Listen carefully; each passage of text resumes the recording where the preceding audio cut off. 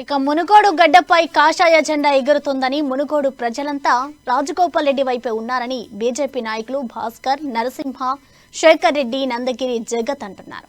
వందలాది మంది టీఆర్ఎస్ ఎమ్మెల్యేలను నియోజకవర్గంలో దింపి కోట్లాది రూపాయలు పంచిన ప్రజల ఓట్లన్నీ బీజేపీకే పడతాయని, టీఆర్ఎస్ అసమ్మతి, కాంగ్రెస్ నాయకులంతా బీజేపీలోకే వస్తున్నారని అంటున్న బీజేపీ నాయకులతో మా నల్గొండ ప్రతినిధి Kiran Goud face to face. Munugode ఉప ఎన్నికల ప్రచారం ఊపనుకుంది. ముఖ్యంగా ఇక్కడి నుంచి పోటీ చేసినటువంటి బీజేపీ అభ్యర్థి కోమటిరెడ్డి రాజగోపాల్ రెడ్డికి మద్దతుగా ఊరూరా గ్రామాన బీజేపీ శ్రేణులు విస్తృతంగా ప్రచారం చేస్తూ ఆయన విజయాల కోసం ప్రయత్నాలు చేస్తున్నారు. అయితే మనం ప్రస్తుతం నారాయణపురం మండలం సర్వేల్ గ్రామంలో ఉన్నాం.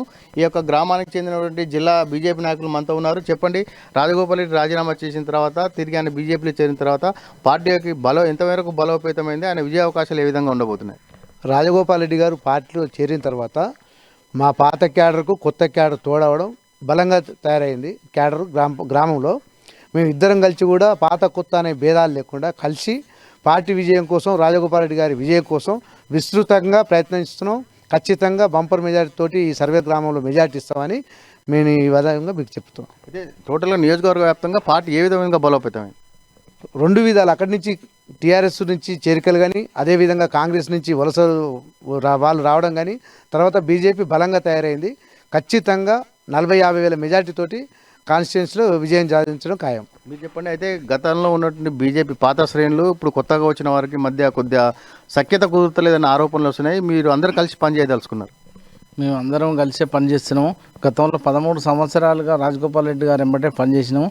ఇప్పుడు కూడా వాళ్ళు కాంగ్రెస్ పార్టీకి రాజీనామా చేసి మునుగోడు అభివృద్ధి కోసమే రాజీనామా చేసి బీజేపీ పార్టీలో చేరి మునుగోడును అభివృద్ధి చేయాలనే ఆకాంక్షతోటి రాజీనామా చేసినటువంటి విషయం. పాత కొత్త అనే భేదం లేకుండా అందరం కలిసి పనిచేస్తున్నాము. ఒకటి ఏంటంటే, మా మునుగోడుకు ఒక ప్రాజెక్టు కూడా లేదు. మునుగోడు వెనుకబడ్డ ప్రాంతము, ఏది లేకుండా అసెంబ్లీలో కొట్లాడితే ఉన్న ప్రాజెక్టును కట్టకుండా, భూ నిర్వాసితులకు డబ్బులు ఇవ్వకుండా, ప్రతి గ్రామాన ప్రతి సమస్యను అదేవిధంగా పరిష్కరించకుండా, రెండవది ముఖ్యమంత్రి గారు అపాయింట్మెంట్ ఇవ్వకుంటే ఇవన్నిటి మీదనే కలిసి రాజగోపాల్ రెడ్డి గారు రాజీనామా చేశారు. ఆ రాజీనామా వల్లనే మునుగోడు ఉన్న ప్రజలందరూ కూడా ఓటేసి గెలిపించాలనుకుంటారు. రెండోది, ప్రతి ఒక్కరు కూడా ఇప్పుడు వాళ్ళ మునుగోడు ప్రజల కోసం చేసిందే కానీ రాజగోపాల్ రెడ్డి గారి కోసం చేసింది కాదు. ప్రతి ఒక్కరూ అర్థం చేసుకొని కాంగ్రెస్లో ఉన్నటువంటి పాత క్యాడర్ కూడా రాజగోపాల్ రెడ్డి గారిని గెలిపించడానికి చూస్తారు.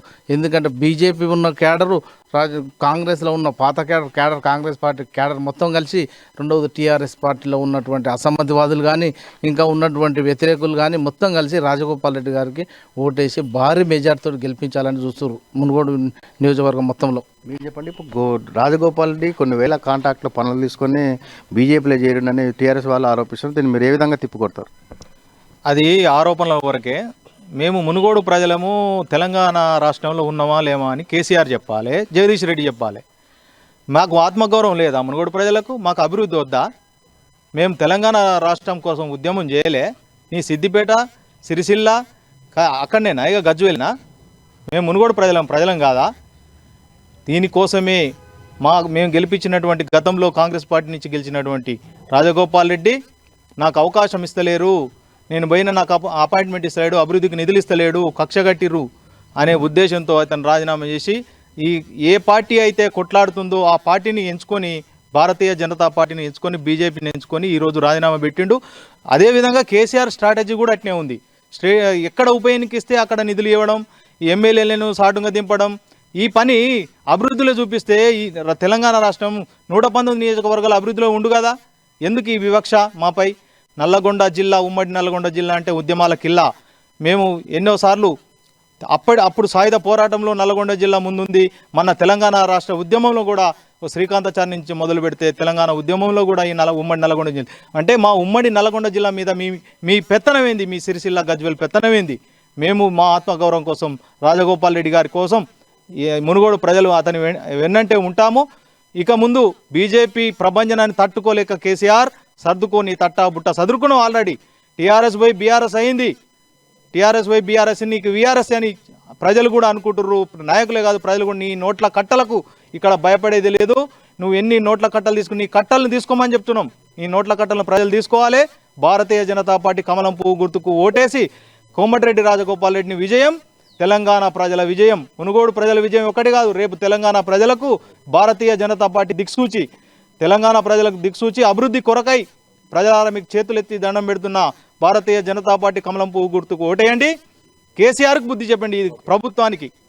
అయితే ఇక్కడ బీజేపీ శ్రేణులు అందరూ కూడా ఒకటే చెప్తున్నారు, కోమటిరెడ్డి రాజగోపాల్ రెడ్డి కేవలం మునుగోడు అభివృద్ధి జరగకనే బీజేపీలో చేరారని, కేసీఆర్ దమ్ముంటే మునుగోడులో గెలిచి తీరాలని, మేమంతా కోమటిరెడ్డి రాజగోపాల్ రెడ్డి వెంటే ఉంటామని బీజేపీ శ్రేణులు అందరూ అంటున్నారు. పాత వారికి కొత్త వారికి మధ్య ఎలాంటి పొరపచ్చాలు లేవని కూడా వీరందరూ కూడా చెప్తున్నారు. నారాయణపూర్ మండలం నుంచి కిరణ్, అమ్మాని, సుమన్, నల్గొండ జిల్లా.